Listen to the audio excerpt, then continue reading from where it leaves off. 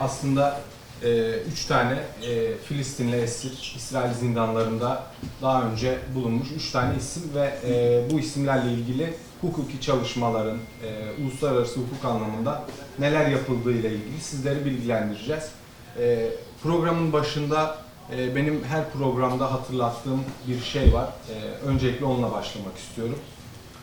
Gazze'li bir arkadaşımızla konuşurken bana şunu söylemişti.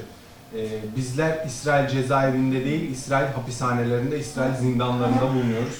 Çünkü cezaevinde bir suç işleyen insan bulunur. Cezasını çekmek üzere demişti.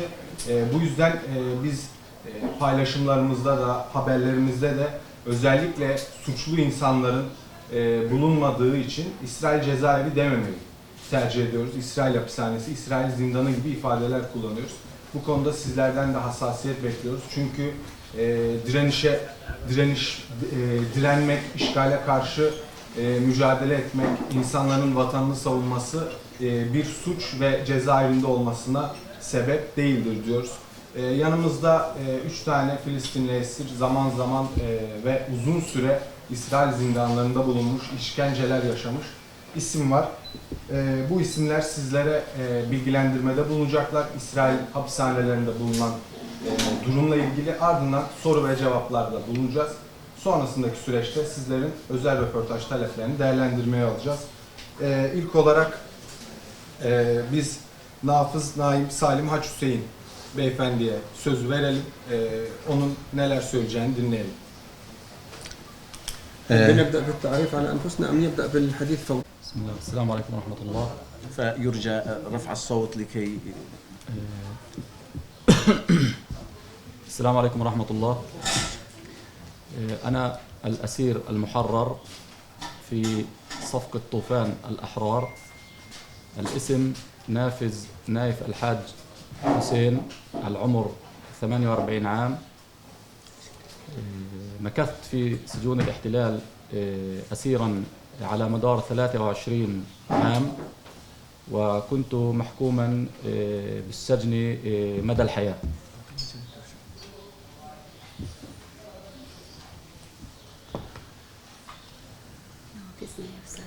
ben Naif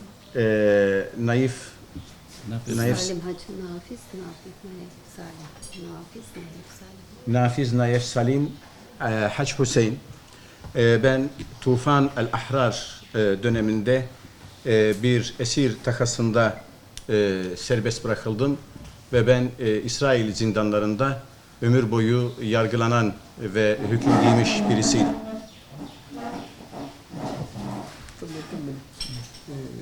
يدخل في الموضوع. نعم. تفضل ادخل في الموضوع. لا خلاص ادخل على الموضوع.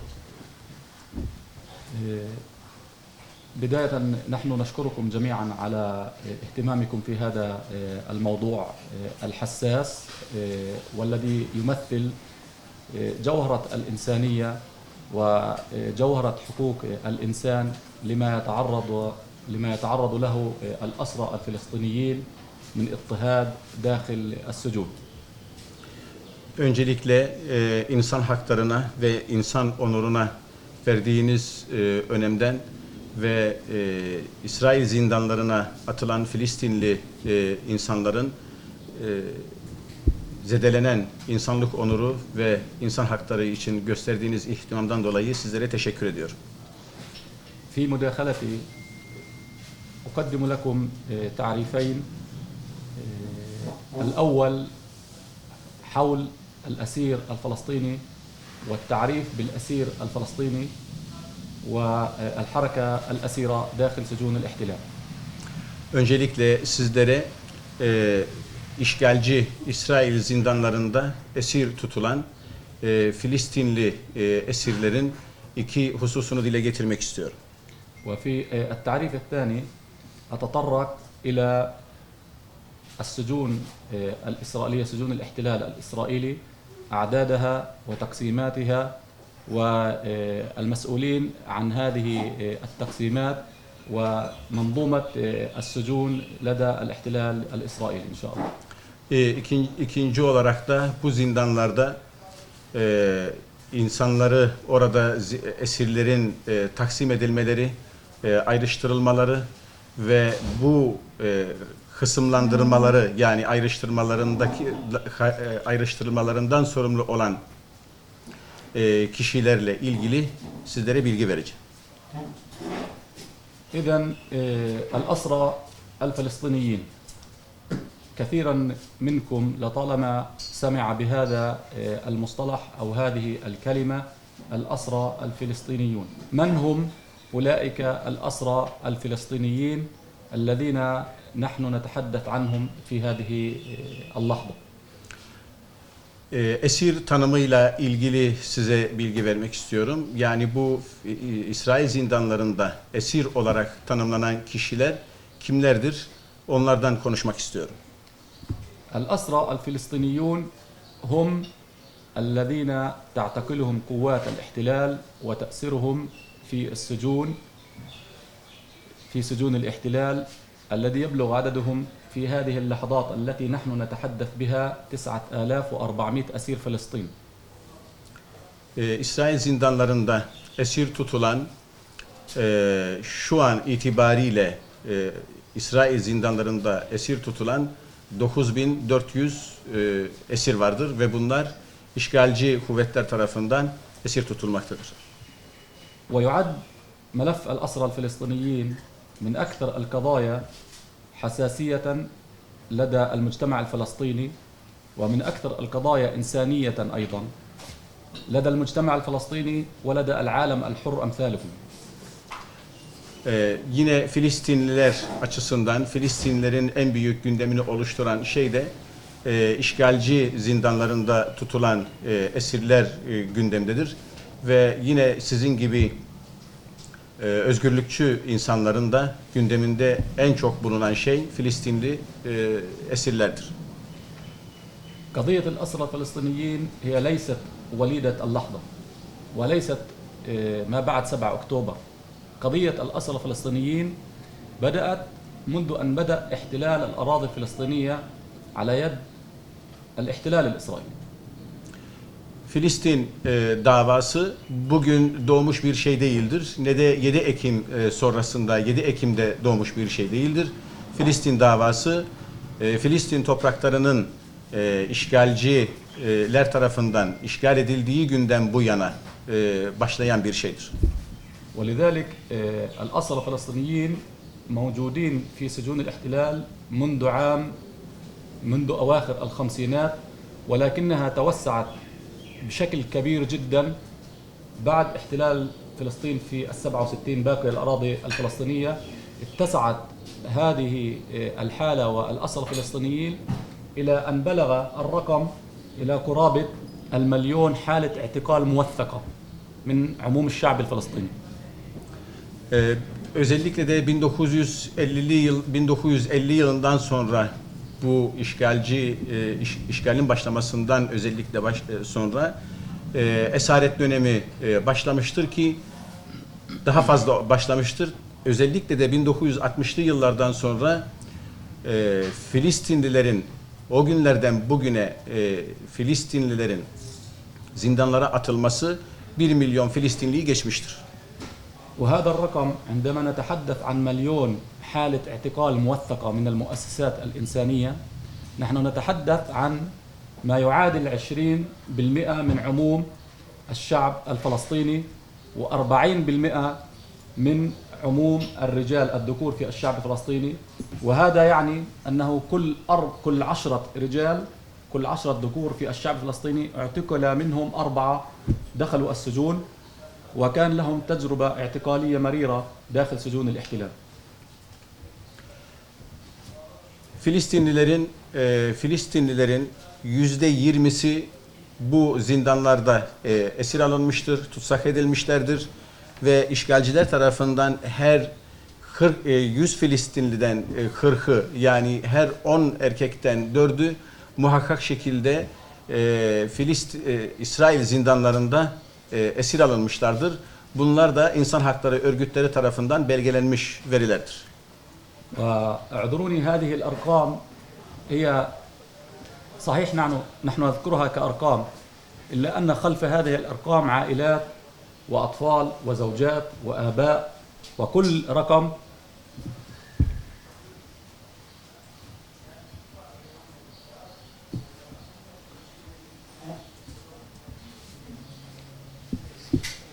كل رقم هو عبارة عن قصة حقيقية ورواية كاملة.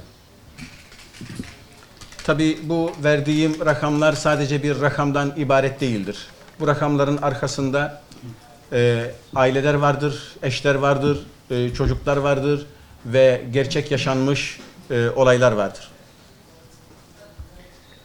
على مدار هذه السنوات التي ذكرت والتي امتدت على ما يقارب 60 عاما من وجود الأسرى داخل السجون، قام الأسرى داخل السجون بتنظيم أنفسهم وتشكيل مصطلح كان له الأثر الكبير في الأدبيات الفلسطينية والأثر الكبير على السردية الفلسطينية والمعروف بالحركة الأسيرة داخل السجون.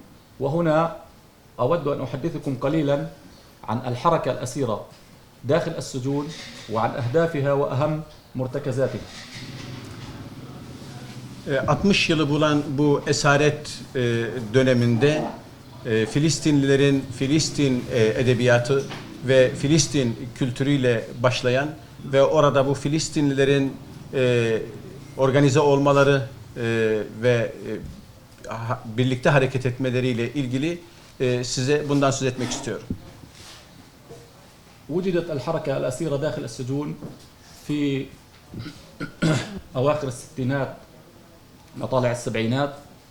وجدت في ظروف صعبة جدا، وجدت في ظروف قاهرة جدا، وجدت في ظروف أسرى عزل يتعرضون إلى الاضطهاد اليومي وإلى الإهانة اليومية وتمتهن كرامتهم بشكل يومي. في هذه الظروف قرر الأسرى الفلسطينيون إنشاء جسم سمي بالحركة الأسيرة داخل سجون الاحتلال.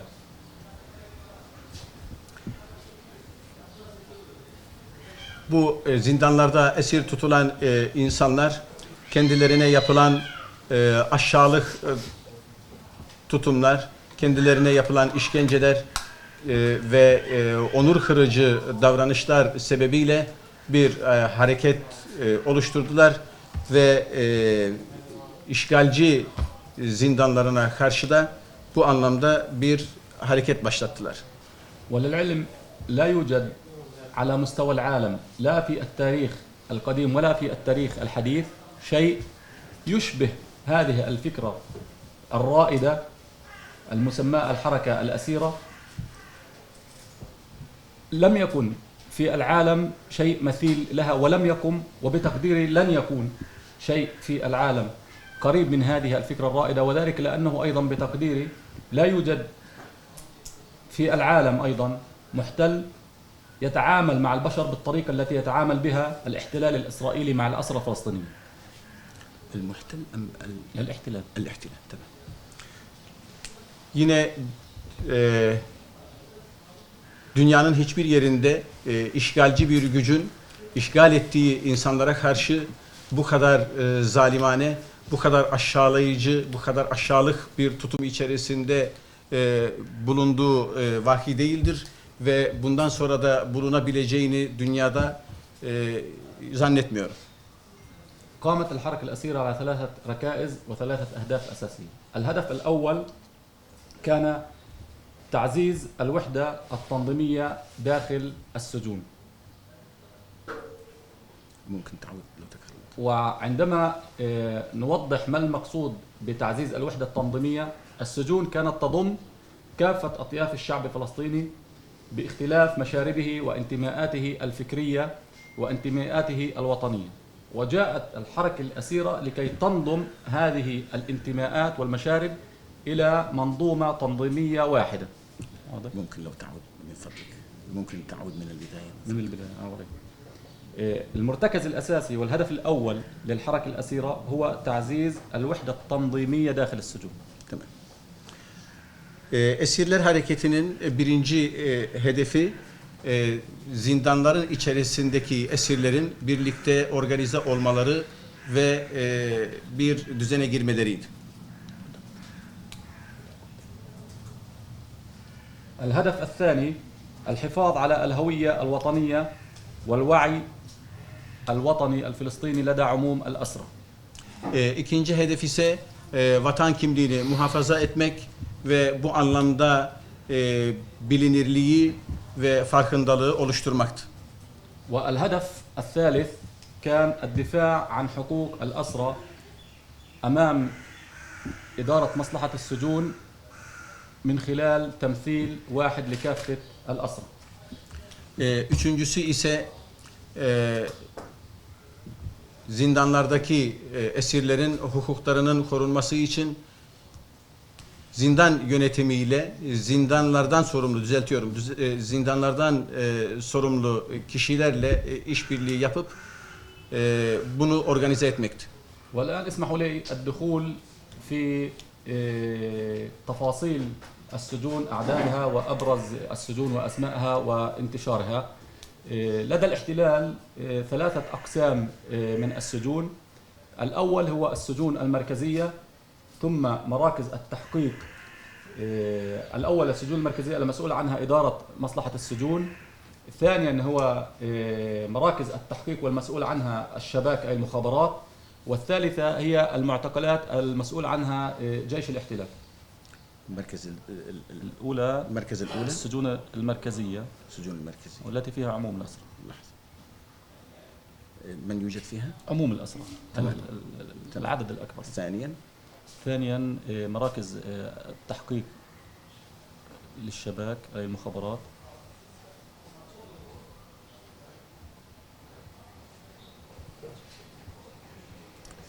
ثالثا المعتقلات والمسؤول عنها الجيش الاحتلال. Bu zindanlar 3 kısma ayrılıyor. Birincisi merkezi zindan. Buralarda, bu merkezi hapishanelerde umumen herkes burada tutulabiliyor. İkincisi ise soruşturma ya da tahkikat merkezleri. Burası da işgalci istihbaratının, iç istihbaratı Şabak'ın hapishaneleridir. Üçüncüsü ise işgal güçlerinin askeri kanadına bağlı olan bir hapishane vardır. تحدثنا أن تعدادها 17 سجن مركزي موزعة على كافة جغرافية فلسطين التاريخية. وأذكر لكم أبرز السجون. في الجنوب سجن النقب، وفي الوسط سجن نتسان أو المعروف اليوم ركيفت، وفي الشمال سجن مجدو وجلبوع. في الشمال أي واحد؟ مجدو وجلبوع.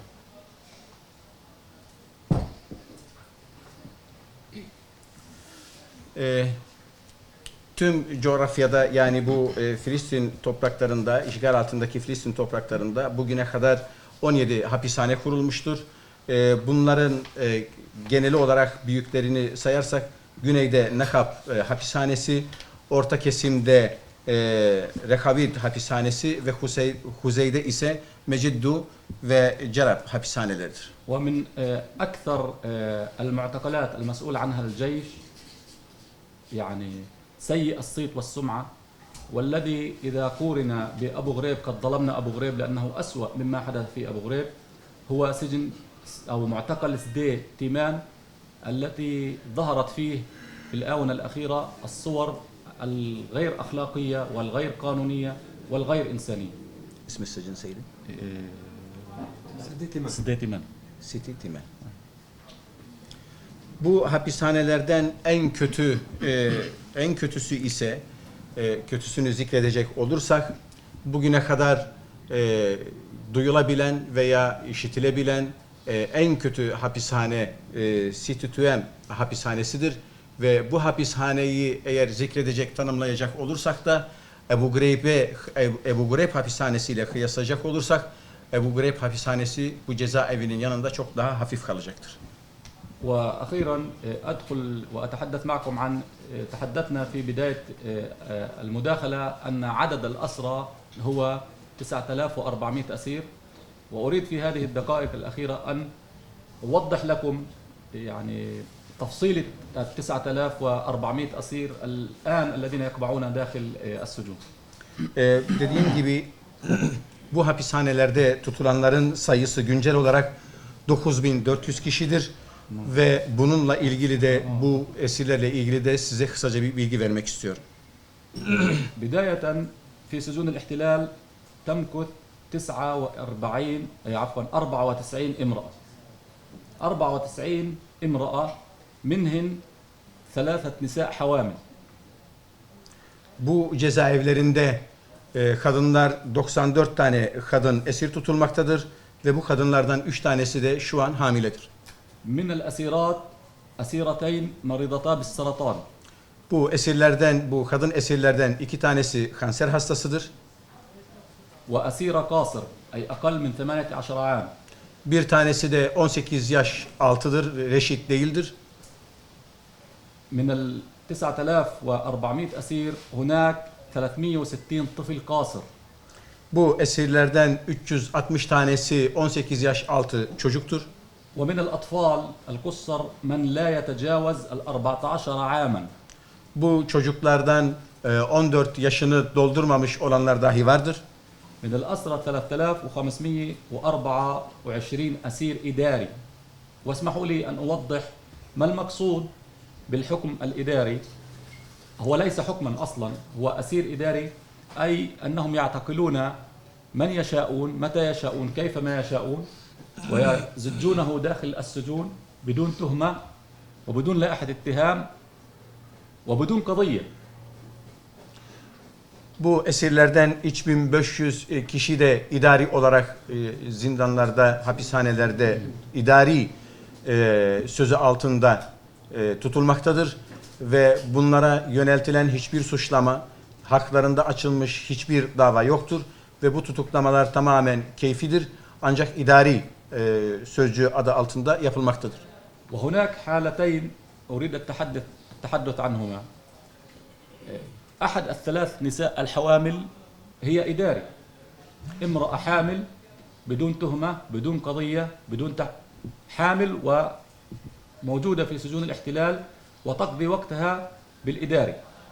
Bu sözünü ettiğim 3 hamile kadın da idari olarak hapishanelerde tutulmaktadır ve hiçbir suçlama olmadan, haklarında hiçbir dava olmadan idari olarak hapishanelerde tutuluyorlar. Keyfi olarak tutuluyorlar. وللعلم عندما نقول إداري نحن نتحدث عن أسرى أناس قضوا في السجن بهذه الطريقة أكثر من 15 عاما. İdari hapishane derken bu idari bir şey değildir tabii ki. Mesela 15 yıl boyunca idari hapishane olarak idari olarak tutulan ancak 15 yıl boyunca hapishanede bırakılan insanlar vardır. في السجون الآن في هذه اللحظة هناك 118 أسير محكوم مدى الحياة و300 أسير ينتظرون ذات الحكم مدى الحياة. Bu cezaevinde tutulan insanlar arasında 116 kişi müebbet hapis cezası almışlardır ve yine aralarında 300 kişi de müebbet hapis cezası bekliyorlar. منهم 8 أسرى أمضوا في السجون أكثر من 35 عام إلى هذه اللحظة. Şu ana kadar 35 yıldır cezaevinde yine tutulan insanlar vardır. أتحدث وإياكم الآن أيضا عن إحصائية مؤلمة ومؤلمة جدا وأيضا لا يوجد لها مثيل في العالم أجمع. Yine size dünyada eşi benzeri olmayan çok elim, çok hazin bir istatistik vermek istiyorum. وهي شهداء الحركة الأسيرة وجثث الشهداء التي تحتجزهم إسرائيل ويحتجزهم الاحتلال ويرفض إطلاق سراح جثث. إلى هذه اللحظة في سجون الاحتلال عدد كبير من الجثث ما زال موجودا في ثلاجات الاحتلال ويرفض إطلاق سراح جثث. Bu hapishanelerde çok ilginçtir ki hala teslim edilmeyen esirlerin cesetleri vardır ve işgal güçleri bu esirlerin cesetlerini hapishanelerin buzluklarında, soğuk morglarında tutuyorlar. هناك 98 شهيد جثة شهيد يحتجزها الاحتلال ويرفض تسليم الجثة للأهل لكي يزوروا قبر ابنهم أو يقرأوا عليه الفاتحة. İşgal güçleri şehit edilmiş 93 kişinin cesedini ailelere dahi teslim etmemektedir ve bu insanlar yakınlarını, şehitlerini toprağa gömüp en azından mezarlarını ziyaret etme imkanına sahip olamıyorlar. شهداء الحركة الأسيرة 328 شهيد 28 منهم 11 شهيد استشهد في الإضرابات المفتوحة عن الطعام. 828 şehit vardır. Bu esirler hareketinden 328 şehit vardır ve bunlardan 18 tanesi de açlık grevi sonucu oluşmuştur. يعني أنا أنهي بذلك ولكن أقول كلمة أخيرة. ما نقدمه اليوم من معلومات يجب أن لا تبقى طي الكتمان. يجب أن يرى العالم كله صغيره وكبيره ما يحدث الآن في هذه اللحظة داخل سجون الاحتلال. أشكركم مرة أخرى وإن شاء الله لكم الأجر وبارك الله فيكم. Son olarak sözlerime şunu eklemek istiyorum. Bugüne kadar bu yapılanların görmezden gelinmemesi gerekiyor ve İsrail hapishanelerinde, zindanlarında yaşananların, büyüklerin ve küçüklerin, herkesin bilmesi ve örtbas edilmemesi, saklanmaması, gizlenmemesi gerektiğini diliyorum ve hepinize teşekkür ediyorum.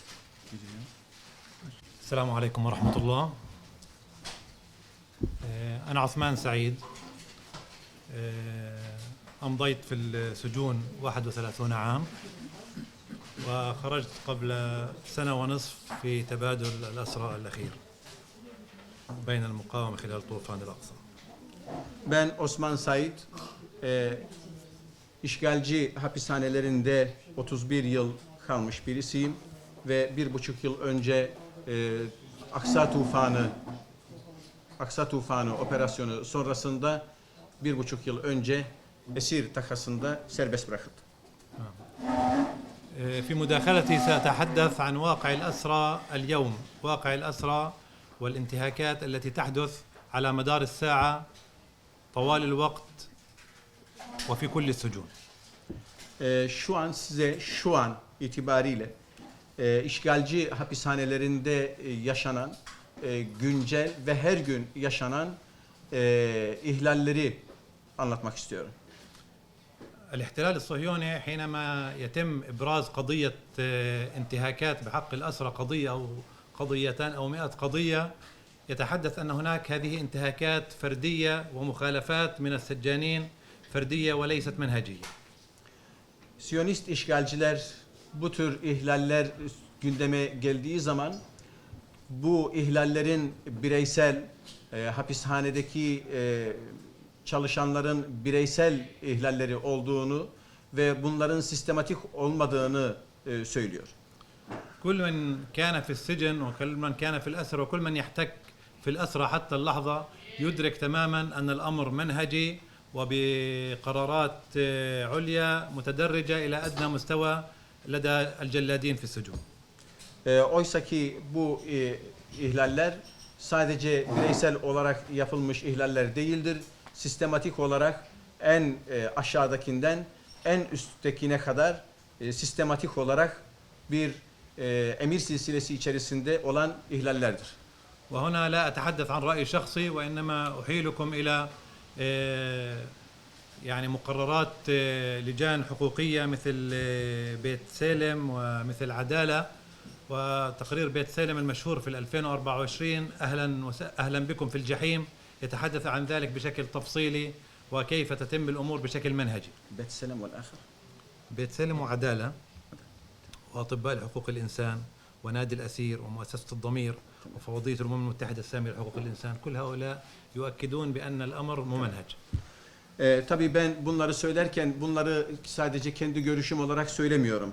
Bessalem, Adele ve yeryüzü doktorları ve sınır tanımayan doktorlar gibi kuruluşların ve benzer birçok insan hakları kuruluşlarının da raporladığı ve sistematik olarak bu işkencelerin yapıldığını söyleyen şeylerdir.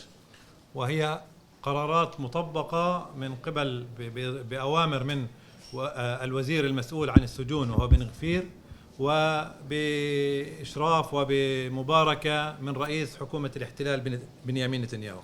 هذا ما تقره عدة منظمات محلية ودولية في هذا الشأن. Tabii bunlar cezaevinden sorumlu işgalci bakanlardan Ben Gafir'in emriyle olan şeyler ve tabii yine bunlar da işgalci yönetimin başbakanı olan Benjamin Netanyahu'nun emriyle ve takdis etmesiyle onayıyla olan şeylerdir.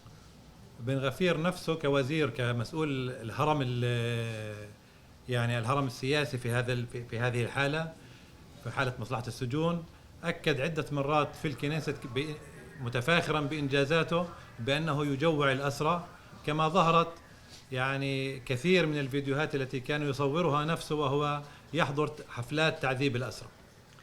Tabii bu siyasi piramidin başındaki cezaevinden sorumlu kişi olan Ben Gafir kendisi Knesset'te, mecliste yaptığı konuşmalarda Filistinli mahpusların, Filistinli esirlerin aç bırakılması ve sistematik olarak işkence görmeleriyle övünmüş ve hatta kendisine ait cezaevlerine, hapishanelere girerek Filistinli esirlere yaptığı işkencelerle iftihar eden birisidir. وهذا أيضا ما أقر به خبراء من الأمم المتحدة من بينهم المقررة الخاصة فرانتسكا اليانيزي والتي أقرت بأن هناك إساءة منهجية وواسعة النطاق تتم في السجون. Tabii yine Birleşmiş Milletler'den yetkili bir isim olan Francesca'nın kendisi de bununla ilgili açıklamaları olmuştur ve bu cezaevlerin, bu hapishanelerde yapılan ihlalleri raporlamıştır. إذن كل ما سنتحدث عنه وما يدور الآن في السجون هو بقرار سياسي وكل جلاد صغير أو كبير هو محمي من الحكومة الصهيونية. Tabii bu söylediğim ihlaller bireysel değildir. Bunlar tamamen en aşağıdan en tepeye kadar sorumlu olan kişilerin siyasi olarak aldığı kararlardır ve onların yaptığı eylemlerdir. حينما نتحدث بداية عن سياسة التجويع وهي سياسة معلنة وأقرها ابن غفير بتعبيره سنمنح الأسرى من الطعام الحد الأدنى من الحد الأدنى منهم الحد الأدنى من الحد أقل شيء ممكن أن يعطى للأسير هذا ما سيعطى من الطعام وهذا أشرف عليه طبيب مجرم قرر القدر الذي يسمح للأسير بالاستمرار بالحياة والتعرض للعذاب أكثر وأكثر في هذا المجال ضمن يعني لجنة خاصة تشرف على تجويع الأسرى دون قتلهم فبحيث أنه الآن هناك أسرى فقدوا أكثر من 20 كيلو خلال عام. Tabii bu Bin Gafir isimli işgalci aldığı kararla ve bunu iftiharla açıklamıştı. Biz hapisteki esirlere en azı şeklinde onlara gıda vereceğiz, yemek vereceğiz demişti ve bu cellatlardan biri olan bir hapishane doktoru da insanlara en az ölmeyecekleri şekilde en azı nasıl yemek vereceğiz ki ölmesinler ancak yaşamasınlar diye bir açıklamaları olmuştu, çalışmaları olmuştu ve bir yıldan kısa bir süre içerisinde 20 kilodan fazla zayıflamış insanlar vardır. حينما توجهت مؤسسات إلى المحاكم الإسرائيلية ضد تجويع الأسرى ادعت مصلحة السجون أنها توفر ما قدره 2300 سعر للأسير الفلسطيني. 2300 سعر حراري. طبعا كذب. لا أنا لم أكملها. السعر الحراري لم أفهم. يعني كالوري. الكالوري tamam. Hapishane yönetimi ise yine bu açlık işkencesiyle insanlara oradaki hapishanedeki esirlere nasıl daha az yemek verebiliriz diye bir program açıklamışlardı ve 2300 kaloriyi geçmeyecek gıda şeklinde bir karar almışlardı. أي متابع لصور الأسرى المحررين يدرك تماما أن الأمر يعني كذبة كبيرة والسعرات ربما تعد بالعشرات في أحسن الحالات. Az öncekini düzeltiyorum. 2300 kalori verdiklerini duyurmuşlardı. Ancak esirlerin fotoğraflarına bakıldığı zaman aslında bu 2300 kalorinin hiçbir şekilde verilmediği, tam aksine minimum en az şekilde gıda verildiği ve bu şekilde gıda vermeyerek kendilerine işkence yapıldığı ortaya çıkıyor. أنا لن أتحدث عن أرقام كثيرة ولكن أتحدث من تجربتي الشخصية. نحن كنا نوزع الطعام حتى يكفي بكاسات بهذا الحجم. لم أحصل خلال السنتين التي مكثتهما بعد 7 أكتوبر في السجن على كاسة رز كاملة ولا في يوم من الأيام. Tabii ben bunları duyum olarak söylemiyorum. Cezaevlerinde oradaki hapishanede kalmış ve bilfiil bunları yaşamış biri olarak söylüyorum. Ben 2 yıl boyunca Aksa Tufanı operasyonu özellikle esnasında 2 yıl boyunca benim yediğim pirinç şu bardak kadar değildir. الفطور الذي تناولناه قبل قليل وزاد منه هو حلم يحلم به الآن أكثر من 9000 أسير حلم بعيد المدى. Az önce burada yaptığımız kahvaltıda önümüze konulan bu kahvaltı tabağı hapishanelerde tutulan esirlerin ömür boyu hayal edeceği, rüyasını süsleyeceği bir tabaktır. كنا من أجل أن نحاول أن نشعر بالشبع لساعات كنا نجمع الأكل على مدار النهار حتى نصوم نأكله مرة واحدة حتى نشعر بالشبع. Bir gün boyunca bize verilen yemekleri hepsini topluyorduk ki ve oruç tutarak bunları en azından bir kez olsun doyabilelim diye hepsini topluyorduk. وفي كثير من الأحيان كان يدخل السجان في تفتيش ويلقي هذا الطعام المجمع وبالتالي نضطر للانتقال إلى اليوم الثاني بدون طعام. Ve hapishanelerde gardiyanlar arama yapıyorlardı ve eğer ola ki bu yemekleri bulurlarsa o yemekleri alıp atıyorlardı ve bir sonraki güne de yine açlıkla giriyorduk. على مدار أشهر عديدة في سجن النقب كان مدير السجن هناك يسمح بفتح الماء صنابير المياه لمدة ساعة في اليوم في 24 ساعة. هذه الساعة عليك أن تذهب بها إلى الحمام وأن تشرب بها وبعد الساعة لا يوجد ماء في الحمام ربما تتمكن أن تجمع كمان كاسة أو كاستين لباقي 24 ساعة. Nakab hapishanesinde sorumlu olan işgalciler Nakab hapishanesinde günün 24 saatinden sadece 1 saat suyu açıyorlardı ve bu 1 saat içerisinde de duşunuzu alabilirsiniz ya da abdestinizi alabilirsiniz ya da suyunuzu içebilirsiniz ve dediğim gibi 9400 kişinin tutulduğu hapishanelerden söz ediyoruz ve insanlar öyle zamanlar oluyordu ki günün geri kalanında şunun kadar bir bardak günün geri kalan kısmında su içebilmek için şu bardak kadar su kenara ayırabilirseydik şanslıydık. من الشهادات الموثقة أن مرضى السكري بعضهم تناول معجون الأسنان من أجل يرفع نسبة السكر في دمه. معجون الأسنان. Ve hatta şeker hastası olan esirler öyle bir hale gelmişlerdi ki şekeri yükselsin diye diş macununu yemek zorunda kalıyorlardı.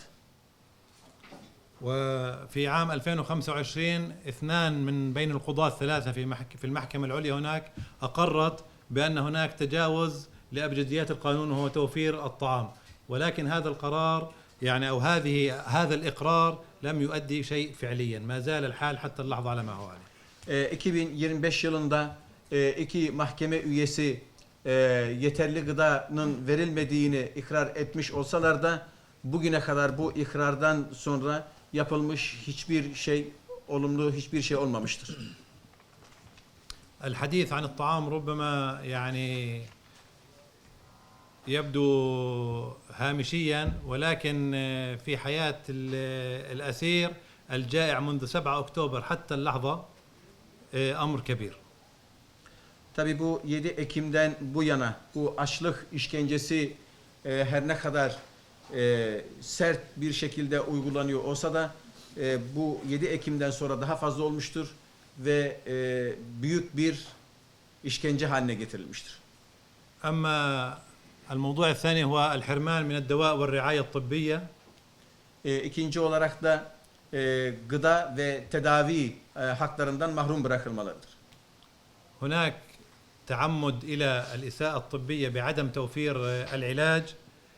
يعني أطباء لحقوق الإنسان في إسرائيل نفسها وثقت وفاة ما لا يقل عن 94 أسير نتيجة الإهمال الطبي المتعمد.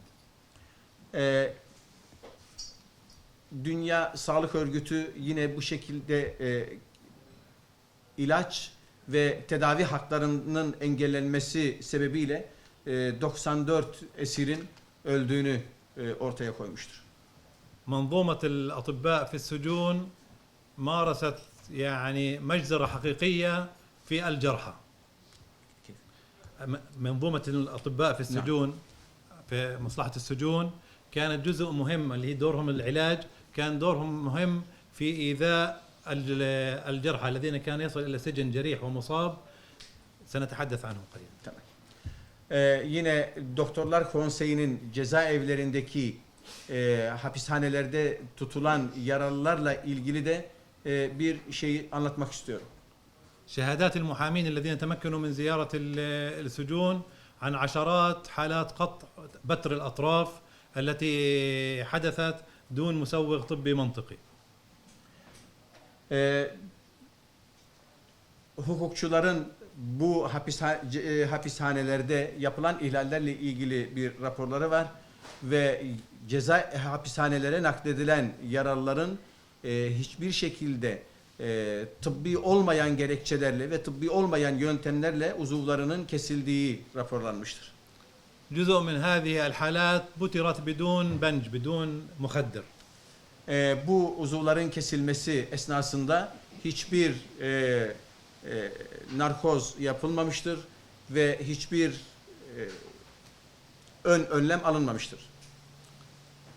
هناك الكثير من الشهادات من أسرى خرجوا يعني دخلوا السجن على أرجلهم وخرجوا ناقصي الأطراف. Birçok esir hapishanelere sağlam olarak, tek vücut olarak, yek vücut olarak girmişlerdir. Ancak çıktıklarında eksik uzuvlarıyla bu hapishanelerden çıktılar. حتى عملية بتر الأطراف كان يجبر بعض الأسرى على مشاهدة زميلهم وهو يبتر طرفه من باب التعذيب والتنكيل النفسي. Hatta bazı esirler diğer esirlerin gözü önünde işkence olarak uzuvları kesilmek suretiyle diğerlerine de işkence olarak gösteriliyordu, seyrettiriliyordu. ومن الحالات الموثقة الشهيد الطبيب عدنان البرش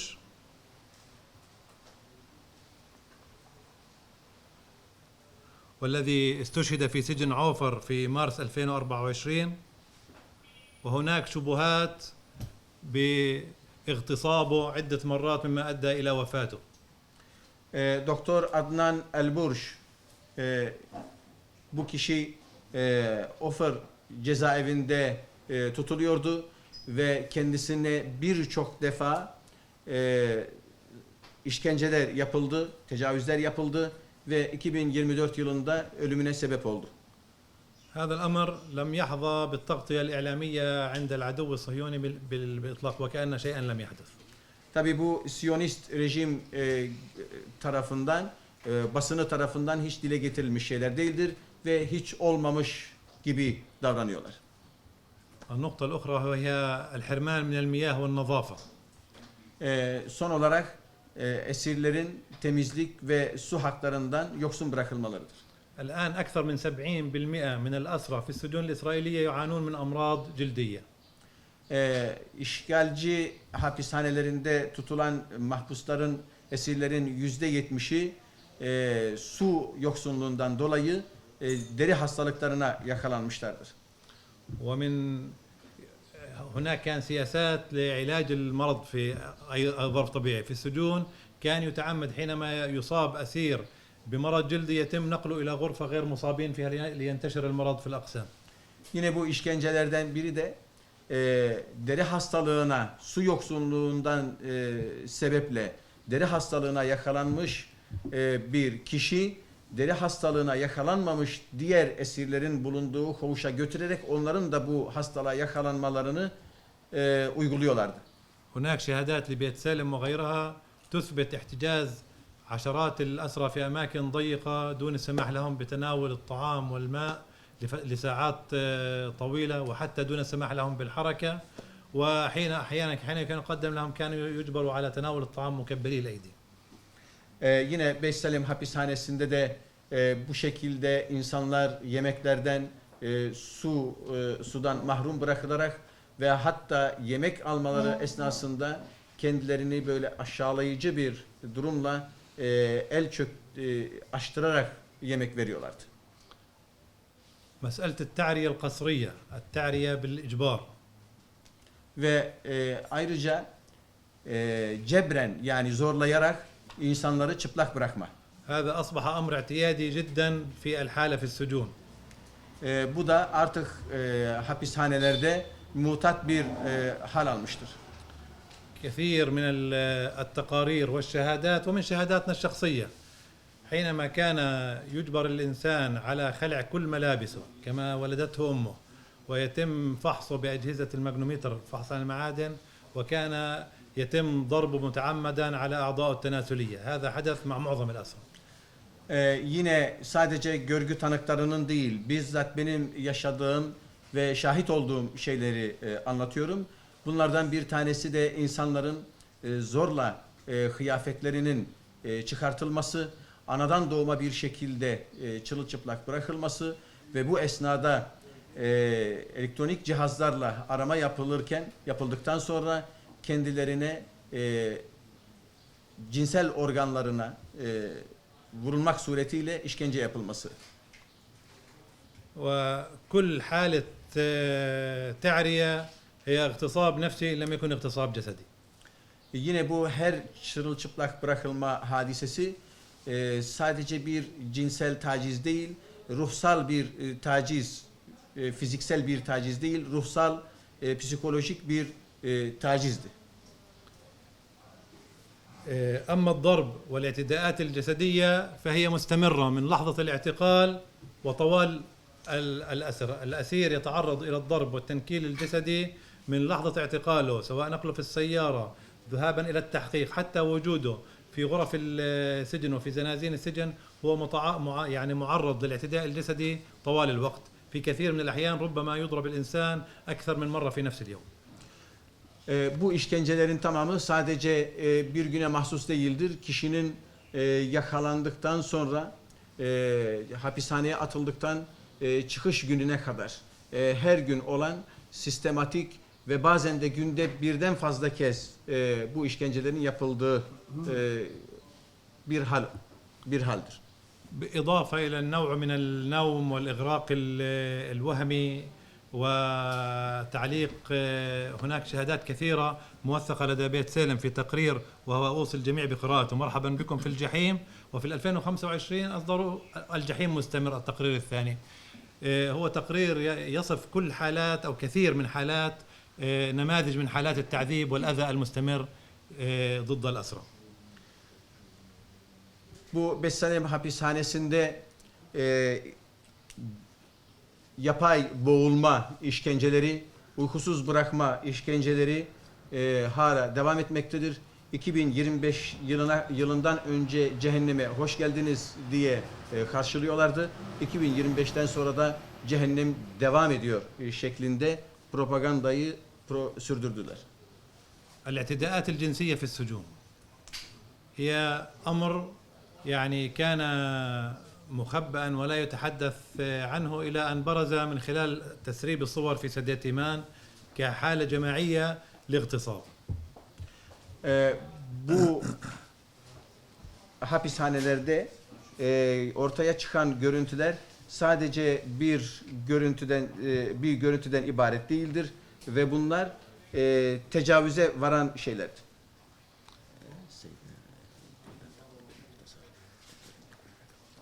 تمام. سأختصر هذا الأمر مستمر حتى اللحظة. قبل أيام سمعت من محامي عن شهادة لرجل عمره 65 عام كان عاريا من كل شيء سوى عصابة على عينيه ومقيد، مجندة ربما عمرها 20 عاما، وضعت العصا في مؤخرته. Son olarak 65 yaşında tamamen çırılçıplak bırakılmış ve sadece gözüne bir bant çekilmiş bir esir vardı. Bir görüntü paylaşıldı ve bu paylaşımda 65 yaşında bir esir sadece gözleri bantlı bir şekildeydi. Geri kalan bütün vücudu çıplaktı ve 20'li yaşlardaki işgalci bir kadın militan ise bu kişiye arkasından cinsel organına ya da tenasül yerlerine işkence yapıyordu. وسمعنا من الأسيرة البطلة التي تجرأت وتحدثت عن اغتصابها لعدة مرات خلال فترة أسرها الأسيرة من غزة. أيضا الأسيرات التي اعتقلوا خلال أسطول التضامن هناك شهادات في الاعتداءات الجنسية والأذى الجنسي. Tabii yine bu esirler arasında kahraman kadın esirler vardır ve yine bunlar arasında Sumud hareketinde gidip esir olan ve bundan dolayı da işkence görmüş kadın esirler vardır. ولا يقل سوء عن اغتصاب السجانين وأذى السجانات تجاه الأسرى هو استخدام الكلاب في هذا الأمر، الكلاب المدربة. Esirlere karşı tabii bu gardiyan erkek ve kadın gardiyanların hiç eksik etmediği şeylerden bir tanesi de köpeklerle daha önce eğitilmiş köpeklerle işkence yapmalarıdır. التحرش الجنسي من خلال الكلاب وصولا إلى الاغتصاب من خلال الكلاب حالات موثقة وقد بدأت مبكرا، يعني بعيد 7 أكتوبر بقليل وكانت ممنهجة بداية بالتحرش وصولا إلى شهادات أخيرة حتى بالاغتصاب من خلال الكلاب المدربة لهذا الفعل الحقير. Ve 7 Ekim döneminde de yine bu eğitilmiş köpekler tarafından sistematik bir şekilde esirlere cinsel taciz, cinsel saldırı, bu cinsel köpekler üzerinden esirlere cinsel saldırı uygulandı ve bunlar sadece duyum değildir ve bunlar bilhakika yaşanmış ve yapılmış işkencelerdir. انتهى وقتي في المداخلة ولكن لم ينتهي عذابات الأحبة في السجون.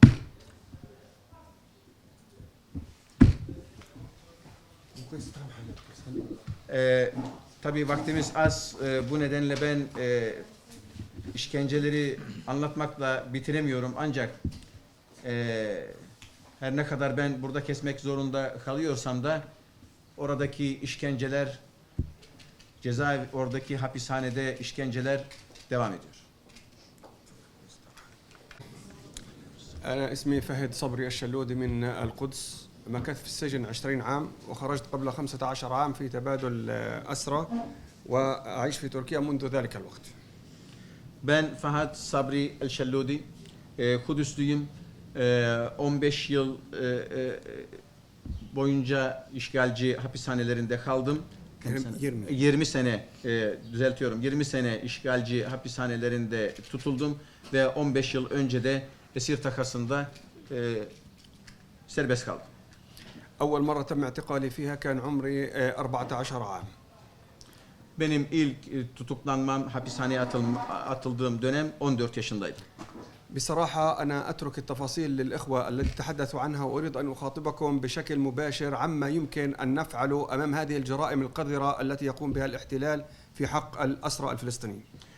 Doğrusu ben bu işkenceleri zaten arkadaşlarım anlattı. Ben bununla ilgili detaylara girmek istemiyorum. Ancak işgal güçlerinin yaptığı bu iğrenç işkencelere karşı neler yapılabilir, neler yapabiliriz konusuna değinmek istiyorum.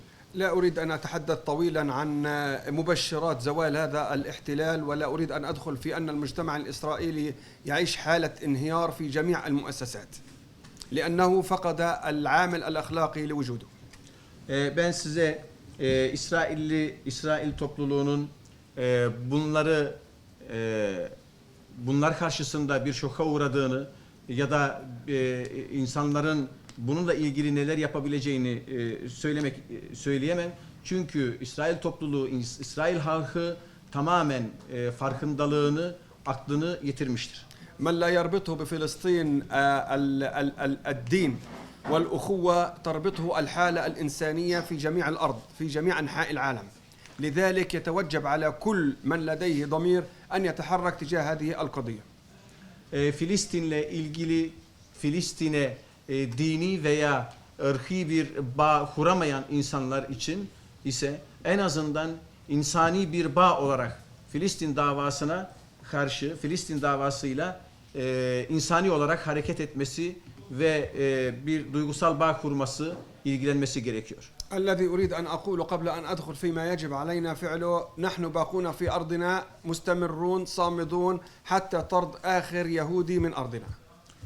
Şunu da belirtmek istiyorum ki biz en son Yahudi'yi kendi ülkemizden, kendi topraklarımızdan kovuncaya kadar kararlıyız. Yerimizden çıkmıyoruz. Topraklarımızı terk etmeyeceğiz. نحن سنقوم بواجبنا وأحث الجميع للقيام بواجبه ومن خلال الاقتراحات التالية. Ve biz bununla ilgili yapılacak olan şeyleri, neler yapılabilirliğini, önerilerimizi dile getirmek istiyorum. الإخوة والأخوات النخبة في المجتمع الإسرائيلي سقطت تماما.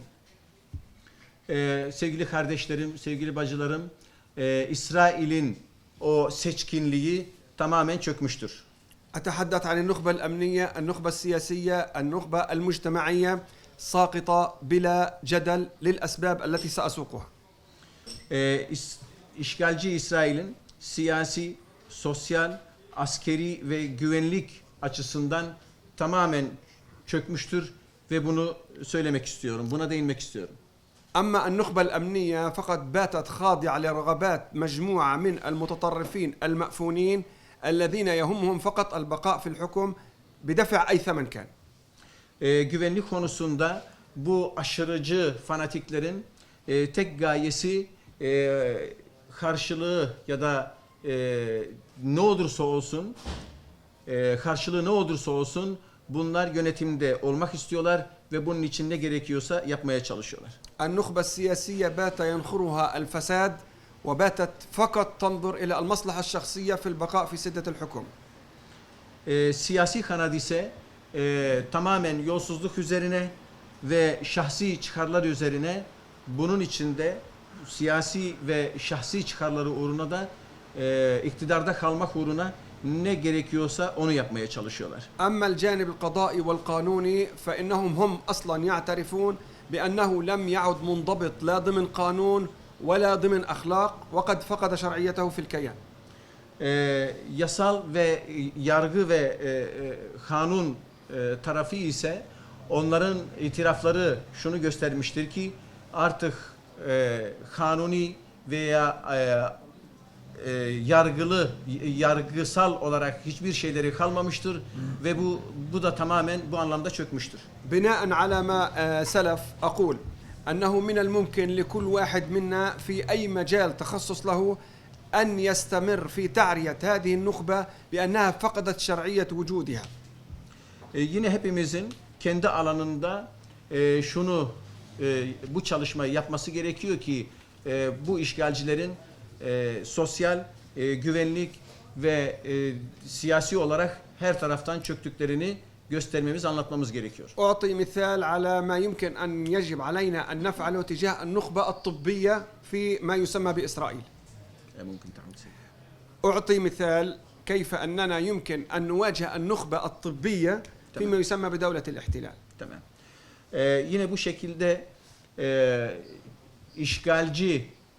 işgalcilerin tıbbi olarak sağlık yönünden nasıl bir çöküntüye uğradıklarını söylemek istiyorum. نستطيع أن نزودكم بأسماء الأطباء في السجون الإسرائيلية الذين استخدموا الطب كأداة تعذيب وليست كأداة إنقاذ لحياة الإنسان. İşgalcilerin hapishanelerinde bulunan insanları iyileştirmek için değil, insanlara işkence yapmak için bulunan doktorlar bulunuyor. يمكنكم أن تفضحوا الجانب الطبي أمام العالم كيف يمارس عكس ما الوظيفة التي أقسم القسم الطبي عليها. Siz şunu yapabilirsiniz, dünyaya işgalci İsrail'in hapishanelerde insanları tedavi etmek yerine görevi insanları tedavi etmek olan doktorların bunu yapmayıp insanlara işkence yaparak anlatarak başlayabilirsiniz. أما فيما يتعلق بالصحافة والإعلام في الكيان الإسرائيلي فكونكم مختصين وصحفيين يمكنكم أن تخاطبوا هذه الصحافة لفضحها كيف وظفت لإخفاء الحقائق والممارسات اللا أخلاقية ضد الأسرى الفلسطينيين داخل السجون. Basın ve yayın olarak sizlerin de işgalci rejimin basınlarının örtbas ettiği, sansürlediği ve kimsenin anlatmadığı o hapishanelerdeki esirlere yapılan işkencelerin ifşasını yapabilirsiniz. يمكنكم مخاطبة الرأي العام في هذا المجال حتى تفضحوا هذه الممارسات لأن هذه النخبة الصحفية إذا تم أيضا إثبات انهيارها فإنها ستؤثر على بنية المجتمع أيضا.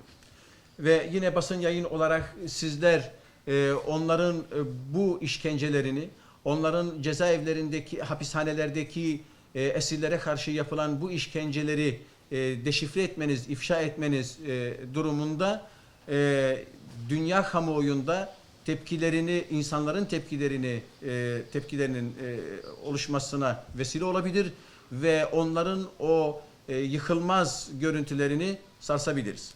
على الصعيد القانوني لم يعد القضاء هناك يحكم في إسرائيل فيما يسمى بإسرائيل لأن القضاء لا سلطة له أمام الرغبات السياسية. Bu işgalci güçlerin yargıları da sözde bir yargıdır ve sözde İsrail devletinin bu yargısı yargı değildir. Tamamen siyasi amaçlar için kurulmuş bir şeydir. الذي أريد أن أوصله لحضراتكم هو الفكرة التالية وأرجو أن تركزوا فيها جيدا. Size ulaştırmak istediğim son olarak bir şey vardır ki bunu da dikkatlerinizi celbetmek istiyorum. Dikkatli dinlemenizi rica ediyorum. يجب أن يشعر كل المجتمع الدولي أن إسرائيل بكل أدواتها باتت عبئا على الحالة الإنسانية في هذه الكرة الأرضية. Bütün uluslararası kamuoyu bilmelidir ki İsrail'in o görüntüsü, İsrail'in o tutumu artık eskisi gibi değildir ve bitmiştir. إذا أوصلتم للناس في كل العالم أن إسرائيل تشكل حالة عبء سيفكر العالم كيف يتخلص من هذا العبء. Eğer insanlara, uluslararası kamuoyuna İsrail'in dünyaya bir yük, dünyaya bir sorun olduğunu ulaştırabilirsek, dünya kamuoyu da biz bu yükten nasıl kurtulabiliriz, bu illetten nasıl kurtulabiliriz diye düşünmeye başlar. لن يتجول أي إسرائيلي في أي بلد من بلاد العالم بما فيها تركيا وهو مرتاح لأنكم سوف تفضحون دوره فيما يفعل في فلسطين. Bütün dünyada, hatta Türkiye'de, özellikle Türkiye'de hiçbir Yahudi, hiçbir işgalci Siyonist sizin bu ifşalarınız sonrası şu an olduğu gibi rahat etmedikleri gibi daha fazla rahat etmeyeceklerdir. الوقفات أمام القنصليات الأجنبية في كل العالم لها تأثير جيد في نشر الوعي تجاه القضية الفلسطينية وما يجري بحق الأسرى الفلسطينيين في السجون. Dünyadaki bütün işgalci rejimin konsolosluklarının önünde yapılan eylemler sonunda ve hapishanelerde yapılan işkenceler ve orada yapılan ihlallerin duyurulması ve insanların tepkilerinin farkındalığının oluşturması açısından çok büyük önem arz etmektedir bu eylemler. حتى أترك مجال لأن الوقت ضيق للمداخلات والأسئلة أدعوكم لأن تتبنوا أي معلومة مما ذكرها الإخوة وتركزوا عليها وتصنعوا منها ملفات قابلة للنشر والتعرية وفضح هذا المحتل المجرم. Vaktin az olması sebebiyle sorulara geçmeden önce şunu da belirtmek istiyorum. Arkadaşlarım, kardeşlerim size olayları anlattılar. Nasıl işkenceler yapıldığını, verileri size söylediler. Siz bunlar üzerinden araştırma yapıp bunlar ile ilgili dosyalar hazırlayarak, haberler yaparak burada dünyaya onları ifşa edebilir ve onların nasıl iğrenç bir şekilde işkence yaptıklarını, nasıl insan haklarını ihlal ettiklerini dünya kamuoyuna duyurabilirsiniz. وأخيرا ملف الأسرى ملف إنساني مهم له تفاصيل عديدة. الحياة هي مهمة لكن الحياة بكرامة هي الأهم. Esirler konusunda da bu işgalci güçlerin hapishanelerinde tutulan esirlerle ilgili evet insanın hayatı önemlidir. İnsan hayatı önemlidir ancak insan hayatı onuruyla önemlidir. ملفات الأسرى صعبة جدا.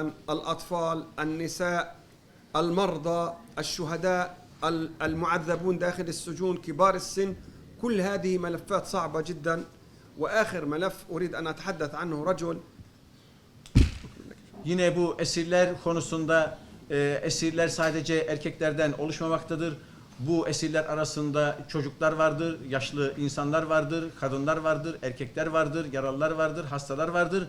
Bu esirler dosyası çok geniştir ve bir adam vardır.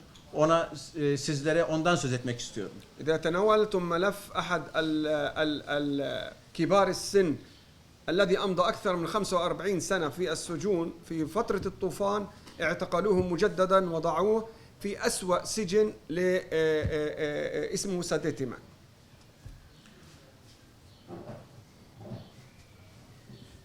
...45 yıl boyunca işgalcilerin hapishanelerinde tutulan yaşlı bir adam var ve bu yaşlı esir 45 yıl hapishanede tutulduktan sonra Tufa aksanı sonrasında tekrar işkencelerin en yoğun yapıldığı Sedi Teman hapishanesine tekrar konuldu. أتمنى من الجميع بعد هذا اللقاء كما أنتم مهتمون بهذا الأمر أن يكون هناك برامج حقيقية لنصرة ملف الأسرى وأشكركم. Burada bulunduğunuz için hepinize teşekkür ediyorum ve umarım bu esirler dosyasını kamuoyuna getirerek, haberleştirerek, dosya şeklinde haberler yaparak dünya kamuoyuna duyurulmasına yardımınız olur. Çok kısa hukuki birkaç bilgi vermek istiyorum. Daha çok vakit röportajlara ve özel sorularınıza kalsın diye. 20 yıl, 22 yıl ve 15 yıl İsrail zindanlarında hapis yatmış. Neredeyse tüm gençlik yıllarını cezaevleri, İsrail zindanlarında geçirmiş olan insanlar size çok kısacık bir özet yapmaya çalıştılar. Aslında içeride nelerin yaşandığını, şahitliklerini size aktarmaya çalıştılar. Biliyorsunuz 43 tane de gazeteci şu anda bildiğimiz kadarıyla İsrail zindanlarında tutulmakta ve bu gazetecilerin 4'ü de kadın. 9400 kişiden bahsediyoruz ama her gün yeni bir haber duyuyoruz ki Gazze'deki soykırım sırasında bir şekilde tutulup götürülen, aslında öldü zannedilen ama İsrail zindanlarında tutulduğu sonradan öğrenilen birçok isimde söz konusu. Haliyle 10.000'e yakın isimden bahsediyoruz. Hali hazırda bugün İsrail'in resmi cezaevleri diye ilan edilen mekanlarında ya da daha farklı sorgu merkezlerinde ve istihbarat merkezlerinde tutulan kişiler. Ben avukat Gülden Sönmez, meslektaşım avukat Hilal Koçeli ve yine meslektaşım avukat Furkan Aral. Bizler bir hukuk ekibi olarak yaklaşık 29 Filistinli esir ailesinin temsilcileriyiz. Bunlardan bazıları esir takası sırasında buradaki esirler gibi sonradan çıkmış olan ve kendisine karşı yapılan ve şahit oldukları ihlalleri dava etmemiz için bizi vekil tutan kişiler, temsil ettiğimiz önemli sayıda kişiler ise hali hazırda 7 Ekim'den sonra Gazze bölge tarafından İsrail tarafından götürülen kişilerin halen İsrail zindanlarında tutulan ailelerin vekilleriyiz. Onları temsil ediyoruz. Burada açıklandı ama çok genel başlıklarıyla söyleyeceğim. Aç bırakma, yani yavaş yavaş öldürme sayabileceğimiz bir aç bırakma, bir soykırım suçu olarak aç bırakmak, susuz bırakmak, tedavisiz bırakmak, uzuvlarını kesmek ya da farklı bir şekilde onları engelli hale getirmek, onur kırıcı kelimeler, onur kırıcı davranışlar çok sıradan ve sistematik bir ihlal. İsrail zindanlarında yapılan en belki çok videolara, görüntülere yansıyan ise periyodik bir şekilde koğuşların, zindanların muhtelif yerlerinin köpeklerle ve kolluk güçleriyle, joplarla, sopalarla periyodik basılarak insanların sistematik bir şekilde darp edilmesi. Köpeklerin ısırma şeklinde ya da saldırı şeklinde kullanılması değil, belki de duyduğumuzda hepimizi şok eden, hatta New York Times'ta bile haber olduğunda herkesin şok olduğu, oranın bile saklayamadığı bir gazetecinin en sonunda dayanamayıp deşifre etti. Köpeklerle tecavüz konusu. Biz bunu yani bu kadar insan hakları konusunu konuşuyoruz. İşkencenin bu yöntemlerini hiç duymadık, geçmişte de duymadık. Yani köpeklerin terbiye edilerek, eğitilerek işkenceci hale getirilmesi ve en onur kırıcı suç olan tecavüz için köpeklerin kullanılması, duyduğunuz ve onların ya da birçok haberlerde de gördüğünüz gibi artık saklanamayan, Birleşmiş Milletler'in bile kabul ettiği bir gerçek. Biz bütün bunların hesabının sorulması gerektiğini düşünüyoruz. Bu yüzden de avukatları olarak hem ulusal yargı mekanizmalarına hem de uluslararası yargı mekanizmalarına bir takım başvurular yaptık. Bu başvurularımızdan bir tanesi İstanbul Cumhuriyet Başsavcılığında devam eden bir soruşturma. Yapmış olduğumuz başvurunun üzerine İstanbul Cumhuriyet Başsavcılığı soruşturma sürecini başlattı. Şu anda bizim sunduğumuz deliller dışında incelemeler ve tahkikat süreci devam etmekte. Dilerseniz İstanbul Cumhuriyet Başsavcılığındaki dosyanın detayları hakkında Furkan Aral meslektaşımdan daha detaylı bilgi alabilirsiniz toplantı sonrasında. Yine bizim yapmış olduğumuz bir başvuruda Birleşmiş Milletler İnsan Hakları Konseyi'nin mekanizmalarına başvurular gerçekleştirdik. Bu başvuruların içerisinde özellikle sistematik işkence suçları yer alıyor. Aynı zamanda biz şunu da söylüyoruz. 7 Ekim'den sonra İsrail mevcut yönetiminin Ben-Gvir başkanlığında cezaevi idarecileriyle beraber başlattığı yeni politika ve uygulama İsrail'in soykırım suçunun bir parçasıdır. Sadece basit bir hapsetme ve işkence sürecinden bahsetmiyoruz arkadaşlar. İsrail zindanlarında yapılan uygulama aslında fiziken yok etmenin dışında iradi olarak yok etmenin de bir parçası. Kimliklerinin, inançlarının insani olarak maddi, manevi, fiziki ve manevi varlığın yok edilmesine yönelik bir uygulamayla karşı karşıyayız. Naaşların teslim edilmediğinden bahsetti Nafiz Bey. Naaşların teslim edilmemesi aynı zamanda kaç kişinin her gün hangi sayıda Filistinli esirin hayatını kaybettiğini biz bilemiyoruz ve tespit edemiyoruz. İsrail zindanlarında tutulan kişilerin aileleri onların yakınlarının yaşayıp yaşamadığını bilmiyor.